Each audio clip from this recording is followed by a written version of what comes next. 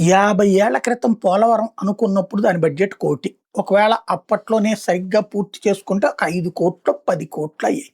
ఇవాళ 53,000 కోట్ల రూపాయలు. అది కూడా అవ్వకపోతే ఇప్పుడు 39,000 కోట్లకి 41 అడుగుల దగ్గరే అవుతుంది. 45 అడుగుల దగ్గరికి పోవట్లేదు. అంటే అక్కడ దాని ప్రయోజనం నెరవేరట్లేదు.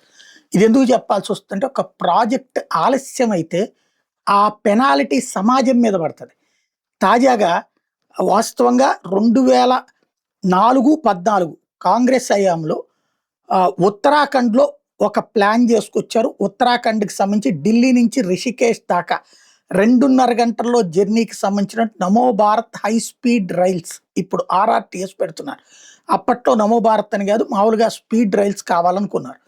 అప్పుడు దానికి ఏర్పాటు చేయాలనుకుంటున్నప్పుడు 2.5 గంటల్లో అక్కడికి చేరడానికి కావాల్సిన ప్రాజెక్ట్ డిపిఆర్ వాజ్పేయి టైంలో పూర్తయిపోయింది. దాన్ని 2004 నుంచి 2014 మధ్యలో చెక్ చేసినప్పుడు, కాంగ్రెస్ గవర్నమెంట్ ఉత్తరాఖండ్లో ఉన్నప్పుడు చెక్ చేసినప్పుడు 53,000 కోట్లు అంచనా వేశారు.